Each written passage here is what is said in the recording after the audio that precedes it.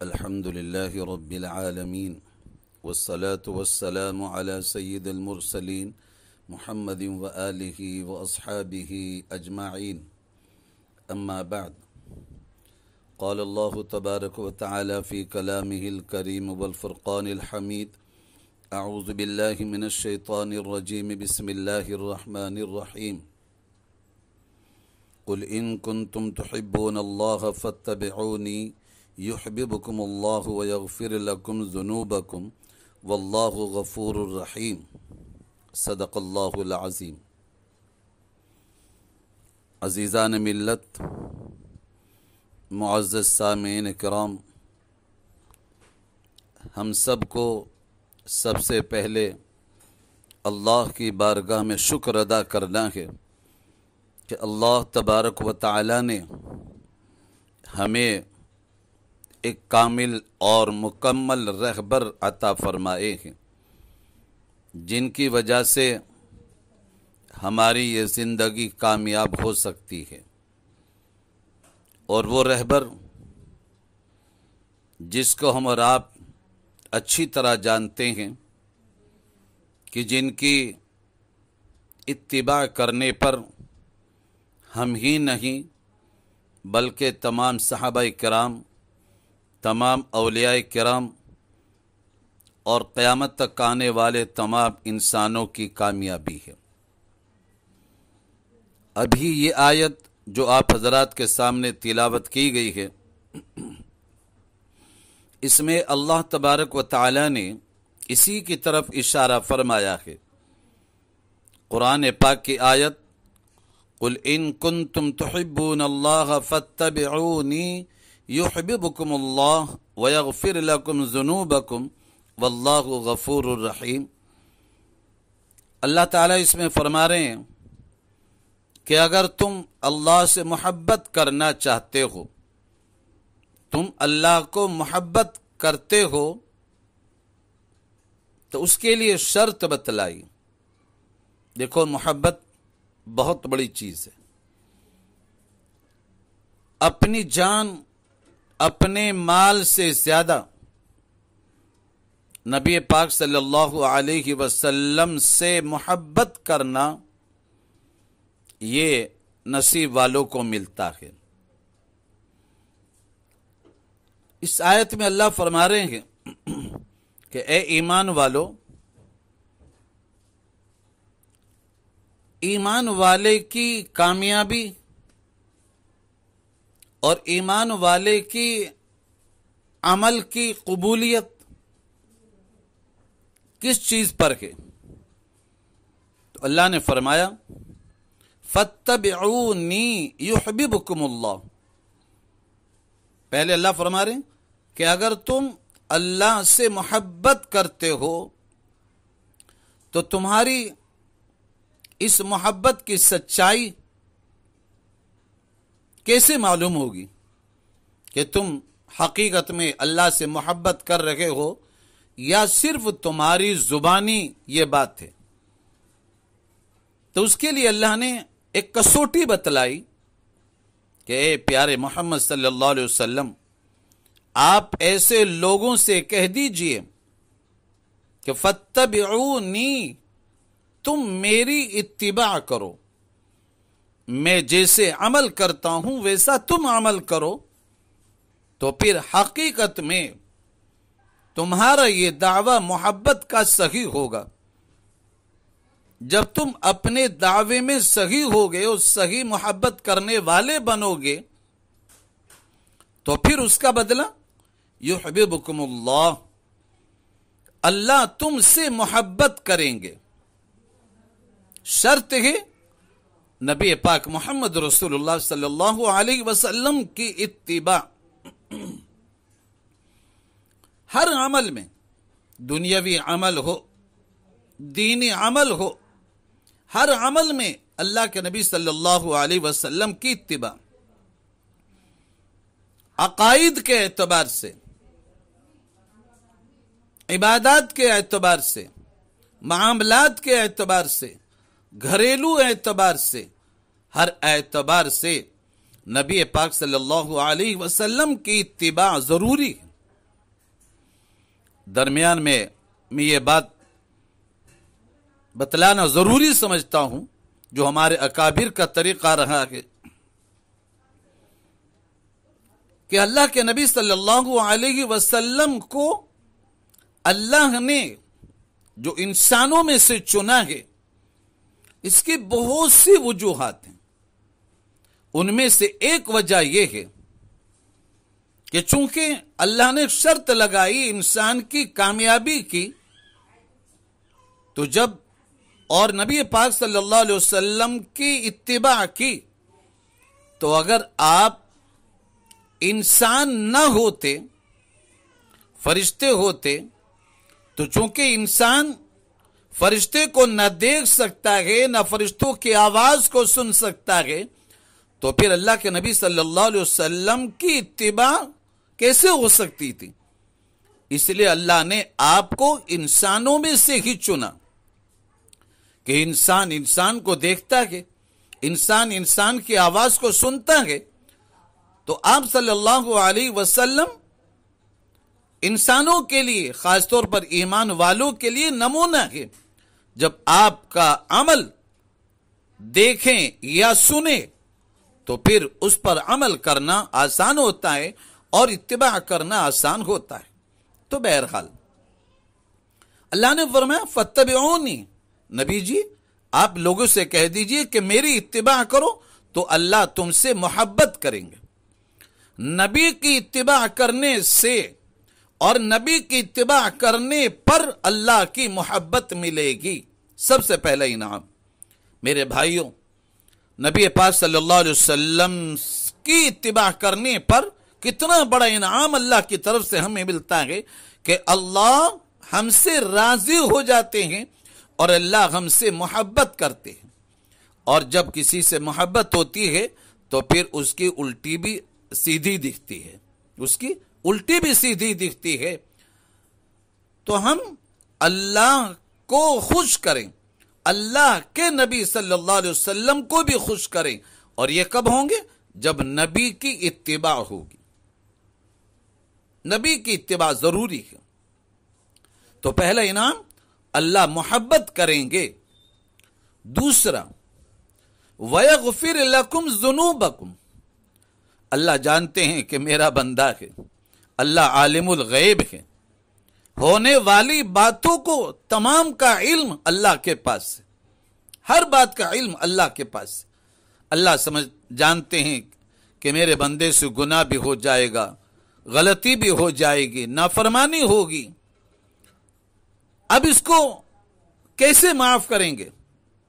अल्लाह फरमा रहे हैं नबी जी आप कह दीजिए कि आपकी इत्तिबा पर मैं उनसे राजी होऊंगा और उनसे कभी कोई गलती, कोई नाफरमानी, कोई गुनाह हो जाए तो अल्लाह फरमा रहे हैं कि वयगफिर लकुम ज़ुनूबकुम, तुम्हारे गुनाहों को अल्लाह माफ फरमाएंगे। गुनाहों की माफी नबी की इत्तिबा में है। और फिर आगे फरमाया अल्लाहु अकबर कबीरा, अल्लाह कितने मोहब्बत करने वाले हैं अपने बंदों से। खुद अल्लाह उसका इजहार फरमा रहे हैं, वल्लाहु गफूरुर रहीम, अल्लाह बड़े माफ करने वाले हैं, दरगुजर करने वाले। अजीज़ान मिल्लत, मुअज़्ज़ज़ सामिन इकराम, हमें चाहिए कि हम अल्लाह के नबी सल्लल्लाहु अलैहि वसल्लम से सच्ची मोहब्बत करें, आपके मुबारक तरीके को जाने पहचाने, आपके इरशादात को पढ़ें, अल्लाह वालों की सोहबत इख्तियार करें, हदीसों को पढ़ें, हदीसों का मुताला करें और नेक माहौल में रहें। अल्लाह के नबी सल्लल्लाहु अलैहि वसल्लम की प्यारी मुबारक बातों को हम पढ़ें। हदीसें बहुत है, अल्हम्दुलिल्लाह प्यारी मुबारक हदीसें हैं, मुबारक हदीस की किताबें हैं, सही किताबें हैं, बुखारी शरीफ, तिरमिज़ी शरीफ, मुस्लिम शरीफ। मेरे भाइयों, आज हम कुरान से दूर होते हुए जा रहे हैं, हदीस पाक से दूर होते हुए जा रहे हैं, अकाबिर से, अल्लाह वालों से दूर होते हुए जा रहे हैं।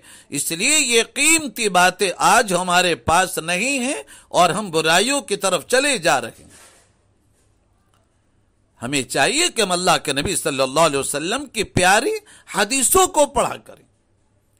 انہی حدیثوں میں سے جب اللہ کے نبی صلی اللہ علیہ وسلم سے محبت ہوگی، پھر آپ کے باتوں سے محبت ہوگی، اور آپ کے حدیث پڑھنے میں دل جمعی ہوگی، دل میں خوشی حاصل ہوگی. میں آپ صلی اللہ علیہ وسلم کی ایک پیارے حدیث سناتا ہوں جس میں آپ نے بہت قیمتی باتوں کی طرف اشارہ فرمایا جن پر عمل کرنے سے ہم کامیاب ہو سکتے ہیں. ہم کامیاب ہو سکتے ہیں. ترمذی شریف کی حدیث ہے، صحیح حدیث، بالکل کوئی انکار نہیں کر سکتا ہے. حضرت ابو ہریرہ رضی اللہ تعالیٰ عنہ اس حدیث کے راوی ہیں، اس حدیث کو بیان کرتے ہیں، جو بہت ہی جلیل القدر صحابی ہے. حضرت ابو ہریرہ رضی اللہ تعالیٰ عنہ فرماتے ہیں کہ رسول اللہ صلی اللہ علیہ وسلم نے ایک مرتبہ ارشاد فرمایا، کون ہے جو مجھ سے یہ باتیں سیکھے؟ یعنی اللہ کے نبی صلی اللہ علیہ وسلم کچھ قیمتی باتیں بتلانا چاہتے تھے تو صحابہ کرام موجود تھے، بیٹھے ہوئے تھے. پیارے حبیب صلی اللہ علیہ وسلم نے مجمع میں اعلان فرمایا، کون ہے کہ میں اب قیمتی باتیں بتلانے والا ہوں جو اس پر عمل کرے. ہاں، ایسا نہیں کہ بس سن لیا اور چلا گیا، نہیں، شرط بتلائے کون ہے جو میری باتوں کو غور سے سنے اور اس پر عمل کرے.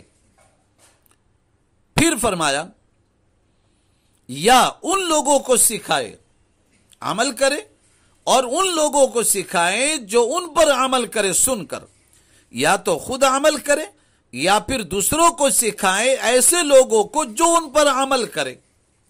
تو اس سے یہاں یہ بات بھی سمجھنی چاہیے کہ اس امت کے لیے دو کام ہیں، ایک تو خود سیکھے عمل کرے، اور دوسرا کام دوسروں کو سکھائے اور اس پر عمل کی ترغیب دے. بہرحال یہ اعلان سننے کے بعد حضرت ابو ہریرہ رضی اللہ تعالی عنہ خود فرماتے ہیں کہ یا رسول اللہ صلی اللہ علیہ وسلم، میں تیار ہوں آپ کی ان باتوں کو غور سے سننے اور عمل کرنے، اس پر میں تیار ہوں. اس کے بعد آپ صلی اللہ علیہ وسلم ارشاد فرماتے ہیں، اور حضرت ابو ہریرہ خود فرماتے ہیں کہ حضور صلی اللہ علیہ وسلم نے میرا ہاتھ اپنے مبارک ہاتھ میں لیا، یعنی توجہ کے لیے. جیسا ہم کوئی خاص بات کرنا چاہتے ہیں تو اس کی طرف خاص نگاہ سے دیکھتے ہیں، یا پھر اس کے کاندھے پر ہاتھ رکھ کے، یا پھر اس کا ہاتھ پکڑ کر کے. ہاتھ اس لیے پکڑتے ہیں کہ تاکہ اس کی توجہ دوسری طرف نہ جائے. اب میں جو بات کہوں اس کو غور سے سنیں، اس کو غور سے سنیں. تو حضرت ابو ہریرہ رضی اللہ تعالیٰ عنہ فرماتے ہیں کہ اللہ کے نبی صلی اللہ علیہ وسلم نے میرا ہاتھ پکڑا اور پکڑ کر کے مجھ سے وہ باتیں بتلائی، اور فرمایا کہ حرام سے بچو، حرام سے بچو. جو بھی کام حرام ہے، کرنے کے اعتبار سے ہو، کھانے پینے کے اعتبار سے ہو، معاملات کے اعتبار سے ہو، حرام سے سب چیزیں آ گئی ہیں. فرمایا حرام سے بچو. اس سے کیا فائدہ ہوگا؟ اس کا فائدہ یہ ہوگا کہ تم سب سے بڑے عبادت گزار بن جاؤ گے. ہر آدمی چاہتا ہے کہ میں اللہ کا عبادت گزار بن جاؤں، اللہ کا قرب حاصل کر لوں. فرمایا تمہاری یہ عبادت اللہ کی بارگاہ میں جب قبول ہوگی جب تم حرام سے بچو گے. تو مطلب یہ ہے کہ حرام سے بچو، تم عبادت گزار بن جاؤ گے. تو عبادت گزار بننے کے لیے حرام سے بچنا ضروری ہے. جب تک حرام سے نہیں بچو گے، عبادت کی محبت، عبادت کا شوق ہمارے دل میں نہیں آئے گا. تو سب سے پہلی بات بتلائی کہ حرام سے بچو. اس کے بعد ارشاد فرمایا کہ اللہ تعالی نے جو کچھ تمہیں دیا ہے اس پر راضی رہو. آج ہر آدمی کے دل میں یہ تمنا ہے کہ میں مالدار بن جاؤں، میں مال والا بن جاؤں، اور تھوڑے ملنے پر شکوہ، ناراضگی اظہار ظاہر کرتے ہیں، ناراضگی کا اظہار ہوتا ہے۔ اللہ کے نبی صلی اللہ علیہ وسلم کے ارشاد پر غور کریں کہ اللہ تعالیٰ نے جو کچھ تمہیں دیا ہے اس پر راضی رہو، اس پہ شکوہ شکایت نہ کرو، غم کا اظہار نہ کرو۔ اس کا فائدہ کیا ہوگا؟ تم سب سے بڑے غنی بن جاؤ گے، یعنی سب سے زیادہ مالدار بن جاؤ گے۔ اس عمل کے صدقے میں جب یہ صفت تمہارے اندر آئے گی کہ جو کچھ اللہ نے دیا ہے بس اس پر راضی ہیں، کوئی شکوہ شکایت اللہ کی بارگاہ میں نہیں ہے کہ یا اللہ تو نے اس کو اتنا بڑا مالدار بنایا اور مجھے غریبی کے حالت میں رکھا، یا اللہ مجھ سے کیا غلطی ہوگی، ایسی کوئی شکایت ہرگز نہ کریں، بلکہ شکر گزار، اے اللہ آپ کا کرم، آپ کا احسان، آپ کا شکر ادا کرتا ہوں، اللہ آپ نے مجھے اتنا دیا ہے، اس حالت میں مجھے رکھا، اللہ آپ کا کرم ہے، شکر ادا کرتا رہے۔ اور اللہ کا وعدہ ہے لئن شکرتم لازیدنکم، فرمایا جب تم شکر گزاری کرو گے تو اللہ تعالیٰ تمہیں اور زیادہ دیں گے، اللہ تمہیں اور زیادہ دیں گے۔ تو شکر گزاری والی صفت اپنے دل کے اندر ہونی چاہیے، اور تھوڑے مال پر راضی رہنا یہ بھی امت محمدیہ کی صفت ہونی چاہیے۔ وہ حضرات جو اللہ کے نبی سے، اللہ سے محبت کرنا چاہتے ہیں، یہ چند اوصاف ان کے اندر ہونے چاہیے۔ تو دوسری بات یہ فرمائی کہ اللہ نے جو کچھ دیا اس پر راضی رہو، اس پر شکوہ شکایت نہ کرو، اس سے فائدہ یہ ہوگا کہ تم سب سے بڑے مالدار بن جاؤ گے۔ اللہ ایک نہ ایک وقت وہ موقع عطا فرماتے ہیں۔ تیسری چیز فرمائی اپنے پڑوسیوں کے ساتھ اچھا سلوک کرو، اپنے پڑوسیوں کے ساتھ اچھا سلوک کرو، کسی سے کوئی برا خیال اپنے دل میں نہ رکھو، کسی پڑوسی کو نہ ستاؤ، جو حقوق ہے اس کو برابر ادا کرو۔ اس سے فائدہ کیا ہوگا؟ اس سے فائدہ یہ ہوگا کہ تم حقیقی مومن بن جاؤ گے، حقیقت میں ایمان والے بن جاؤ گے، ایسے بنو گے کہ اللہ تم کو پیار کرنا شروع کر دیں گے، اور جو تم مانگو گے اللہ وہ دینا شروع کر دیں گے۔ حقیقت میں اگر ہم مومن بننا چاہتے ہیں تو اپنے پڑوسیوں کے ساتھ اچھا سلوک کریں، ان کو برا بھلا نہ کہیں، ان کی برائی نہ کریں، ان کے عیبوں کو چھپائیں، ان کے ساتھ حسن اخلاق سے پیش آئیں، خندہ پیشانی سے پیش آئیں۔ فرمایا کہ تم اس صفت کی وجہ سے مومن، حقیقی مومن بن جاؤ گے۔ ماشاءاللہ کتنی قیمتی باتیں۔ اور پھر فرمایا چارہویں بات، جو اپنے لیے پسند کرتے ہو وہی دوسروں کے لیے بھی پسند کرو۔ اپنے لیے ہم جنت کو پسند کرتے ہیں کہ اللہ تعالیٰ مجھے جنت میں موقع نصیب فرمائے، اس کی وجہ سے نماز بھی پڑھتے ہیں، ذکر بھی کرتے ہیں، قرآن کی تلاوت بھی کرتے ہیں، صدقہ خیرات بھی کرتے ہیں، اور یہ اوصاف جو ہمارے ابھی سامنے آئے ہیں یہ اچھی بات ہے، وہ بھی ان پر بھی عمل کرتے ہیں۔ فرمایا کہ یہ دوسروں کے لیے بھی پسند کرو، چاہے کہ میرے پڑوسی اس طرح نمازی بن جائیں، وہ بھی قرآن کے پڑھنے والے بن جائیں، وہ بھی اخلاق حسنہ والے بن جائیں، وہ بھی برائیوں سے دور ہو جائیں، تو جو چیز اپنے لیے پسند کرتے ہو وہ دوسروں کے لیے بھی پسند کرو۔ یہ چارہویں باتیں، یہ بہت اچھی باتیں۔ عزیزان ملت، چار باتیں ہمارے سامنے آ چکی ہے۔ فرمایا جب اس کام کو کرو گے تو کیا ہوگا؟ کامل مسلمان بن جاؤ گے، پکے مسلمان بن جاؤ گے۔ یہ چارہویں بات ہے۔ اور پانچویں بات یہ بتلائی، پانچویں بات اچھا غور سے سنو، فرمایا زیادہ نہ ہنسا کرو، زیادہ نہ ہنسا کرو۔ کیوں؟ اس لیے کہ زیادہ ہنسنے سے دل مردہ اور کمزور ہو جاتا ہے، دل کمزور اور مردہ ہو جاتا ہے، ہاں کمزوری آتی ہے، ہاں اس لیے ہم زیادہ نہ ہنسا کریں۔ اللہ کے نبی صلی اللہ علیہ وسلم کبھی اپنی زندگی میں کھل کھلا کر نہیں، بس مسکرائے کرتے تھے۔ عزیزان ملت، ہمیں چاہیے کہ ہم اللہ کے نبی صلی اللہ علیہ وسلم کی پیاری باتوں پر غور و فکر کیا کریں، غور و فکر کیا کریں۔ یہ بہت اچھا کام ہے۔ اللہ کے نبی صلی اللہ علیہ وسلم سے سچی محبت جب ہوگی تو پھر آپ کی ان باتوں پر یقین آئے گا، اور ایسی پیاری باتوں کو سن کر ان پر عمل کرنا ہمارے لیے آسان ہوگا، اور پھر اللہ کی اور اللہ کے نبی صلی اللہ علیہ وسلم کی سچی محبت ہمارے دل میں آئے گی۔ یہ 5 باتیں جب ہمارے اندر آ جائیں گی، ان پر عمل کرنے والے بن جائیں گے، پھر انشاءاللہ یاد رکھیں ہم کامل مومن بنیں گے، عبادت گزار بنیں گے، کامل مسلمان بنیں گے، برائیوں سے بچنے والے بنیں گے، دنیا میں اللہ سکون کی زندگی دیں گے، اور لوگوں میں عزت ہوگی۔ یاد رکھیں میرے بھائیوں، حقیقت میں ہمیں لوگوں میں عزت والا بننا ضروری نہیں ہے کہ لوگ ہمیں عزت والا کہیں، بڑا کہیں اور ہماری تعریف کریں، یہ مقصد نہیں ہے، لیکن اللہ ان کاموں کے بدلے میں خود عوام میں اس کی عزت قائم کرے، ان اعمال کے بدلے میں۔ اس لیے میرے بھائیوں، بس میں اتنی ہی باتوں پر اکتفا کرتا ہوں۔ دعا ہے کہ اللہ تبارک و تعالی ہم سبھی کو اللہ کے نبی صلی اللہ علیہ وسلم کی سچی محبت عطا فرمائے، اللہ کے مبارک دین سے ہمیں سچی محبت عطا فرمائے، پیارے حبیب صلی اللہ علیہ وسلم کی پیاری باتوں کو پڑھنے اور سننے اور ان پر عمل کی توفیق عطا فرمائے۔ وآخر الدعوانا الحمد للہ رب العالمین۔ السلام علیکم ورحمۃ اللہ۔